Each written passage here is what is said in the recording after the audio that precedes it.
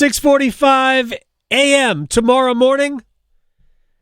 The U.S. Open begins at Oakmont. They have played more majors, more U.S. Opens at Oakmont than any other track. And it seems, for the most part, only heavyweights get it done. Dustin Johnson in 16. Angel Cabrera, portly, but I wouldn't call him a heavyweight. But Tiger Woods was right there. I think Jim Furyk was in that mix, maybe. Bubba Watson, a young Bubba Watson prior to winning the Masters, but Jack, Larry Nelson outdueled Tom Watson there in 1983. Gary Williams, who is the executive producer and host at 5 Clubs Golf. You can watch him on Golf Channel. You can watch him on YouTube. You can hear him on Sirius XM. He joins us on the Adam Gold Show. Does this track bring out heavyweights more than most U.S. Open venues? Most certainly. I mean, you have to look at one guy in the history of all the major championships that have been contested there. There wasn't a multi-time major winner when their career was over, as Sam Park in 1935. Yeah. I mean, you can go back to Jones in 25 when he won the U.S. Amateur there. Sarazen and Snead won PGAs there. Hogan won the U.S. Open there in 53. Which you could argue is maybe one of the 3 greatest seasons in the history of professional golf. The grown-ups win majors at Oakmont. Gary Williams is joining us here on the Adam Gold Show. Well, the grown-ups who decide such matters have decided that Scottie Scheffler is a runaway choice to win. The betting market is ridiculous. At plus 280 the last I saw. That is Tiger territory, is it not? Very much so. It is. And what's interesting, Adam, to me is that Scottie Scheffler, he's getting all this public money primarily on the fact that he's so productive. Tiger got public money because, 1, he was productive, but 2, he was such a public commodity. Scheffler doesn't have that yet. So what this also, I think, reflects is that sharp money like Scheffler, and that's dangerous. And I like him too. I think he's winning. I mean, everybody, I was looking at ESPN's, I don't know how many experts they've got, but all but 3 picked Scheffler to win, and the others chose John Rahm, and Rahm certainly closed the PGA well. And maybe we will see, another step forward. Maybe that's all John Rahm needed because it had been a while since he had really contendered in a major. Do you get that sense that maybe Rahm is ready to break back through? I do. I not only sat in on his presser yesterday, but also interviewed him for U.S. Open Radio on Sirius XM right after that. And I felt the entire 2024 year was weird for him. I thought he was defensive in his defense at Augusta National. He didn't even play in the U.S. Open because of the odd foot situation. Right. He kind of got an infection there. It was almost like a lost major championship season for him. I think being in the deep end of the pool, as you alluded to at Quail Hollow, he talked about it. He talked about the fact that it didn't feel foreign to him. He wasn't that far removed from obviously being in contention in majors. Yeah, I think this place, he will respond to this place. He loves golf history. I asked him about his favorite chapters. He pointed to 83 because Seve really had a legit chance. It was Seve, Watson, and Larry Nelson. It wound up being Larry Nelson who won it. So, yeah, I think Rahm's in the mix. Yeah, that was an incredible U.S. Open. I grew up a Tom Watson fan. There was a great run. 82 he wins it. 83 comes very close.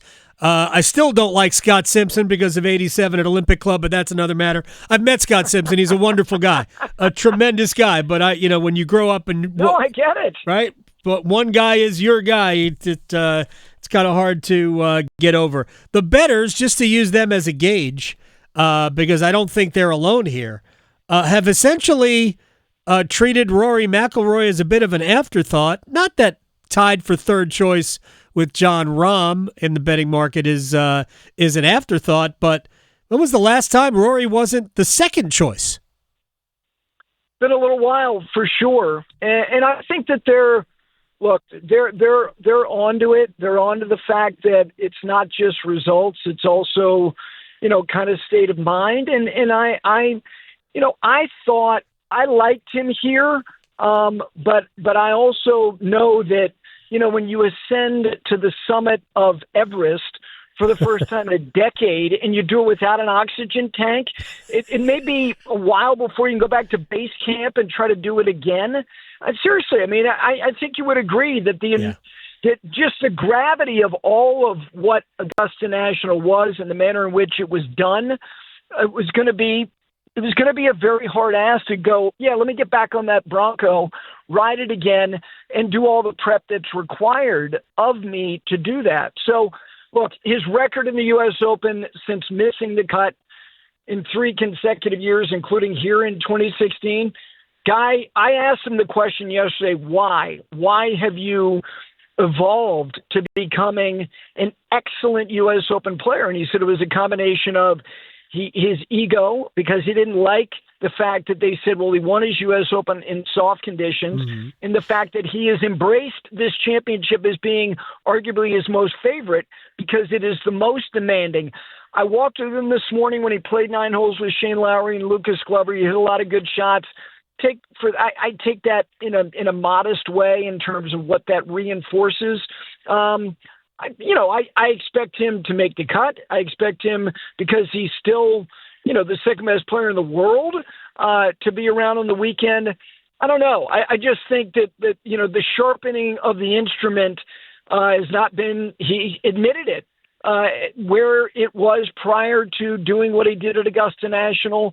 So I think he's rightfully where he is in terms of the betting market. Gary Williams, 5 Clubs Golf, is joining us here on the Adam Gold Show at Gary Williams 1UP on Twitter. I mean, obviously he has to drive the ball well. If he drives it well, I do think he'll be okay, but he hasn't driven it well. I know he's having not quite Bryson DeChambeau battles with his driver, because I don't think he has broken drivers on the range. But do we know what driver he's using? Does he even like it? He's using a TaylorMade Q10 driver. I know he was kind of cute and evasive when he was asked about it yesterday. They asked him what kind of driver he's using. He said TaylorMade. If he said anything other than that, that would have been a hell of a story. Right. And then the follow was, which one? And he said, well, I'll be hitting balls on the range after this. You can come down. You can't get that close to see. Anyway, look, I saw him hit some good drives today, but again, this is Wednesday morning. When the gun goes off tomorrow, and trust and all that stuff that is required, he wasn't driving it great at the Truist, which was the final start before the PGA. But the truth is, his gamer that he won the Masters with, it's out of the lineup. So I do think that he is so well rounded, but this rough is, Adam, this is big boy stuff. I mean, this was topped off at 4.5 inches on Monday. They're not cutting it again. Walking today, it already feels like it needs a haircut. It's like, the 14-year-old kid in the 70s that had that mop head of hair, and you're like, you need to get a haircut every week. Not topping it off. This is legit. And the thing that I find most interesting, where I think that Scheffler's, one of his great strengths gets not negated, but I think is neutralized to some degree. He's as good a scrambler as anybody. This is a lot of hacking around greens. They don't have a lot of mowed down areas where you have options, where he's so efficient. So I think that's another part of the equation when you start to look at, maybe not fluky guys who you think can be in the mix, but guys that you go, I didn't see that coming. That is what you're going to get. A couple guys who are going to be in contention that were not, even 25-1. They're going to be 50-1, 75-1, because they drive it really well, and they're going to make a lot of pars. Yeah. Do you think the winning score will be under or over par? If it doesn't rain, it'll be over par. If they get rain and the golf course is softened, length is immaterial to these guys. Moisture matters. Yep. If there's moisture, then I think it changes the final result. Like if it doesn't rain between now and Sunday, I think it could be 5-6 over. If it rains, I think it's level par. 5 or 6 over. Is Hale Irwin going to win? Although that was I think he could win at 79 if you brought him out here. The way that he is, he'd go, yeah, I could fashion 6 over. 7 over when he won at Wingfoot in like the 70s. That is correct, sir. Yep. Look at you nerding out. Oh, I love it. I'm a complete geek when it comes to the majors.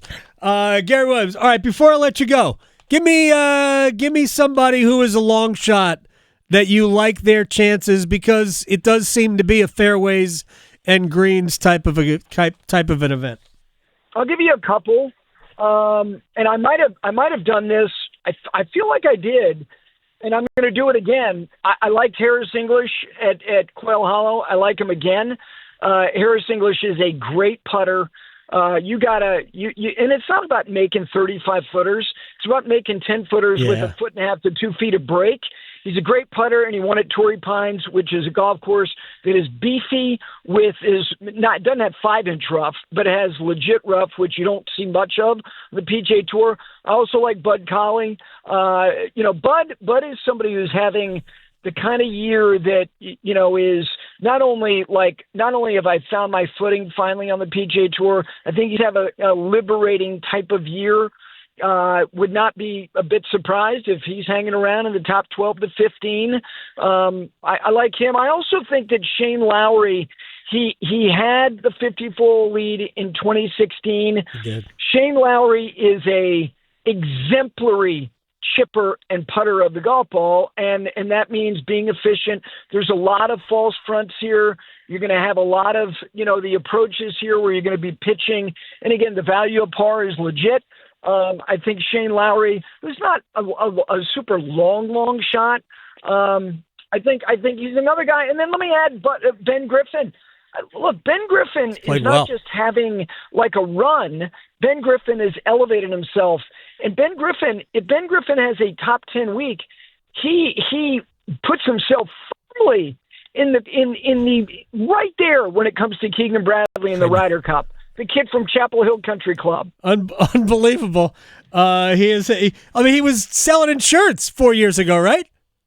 He was a loan officer, and I think life is better with those aviators, making already like $7 million. It's not even Father's Day on the PGA Tour. Unreal. Yeah. Life is good. Life is good for Gary Williams. 5 Clubs Golf, at Gary Williams 1UP on Twitter. I thank you very much for your time, sir. I will talk to you very soon. I look forward to it. Thank you, my friend. You got it. Gary Williams here on the Adam Gold Show.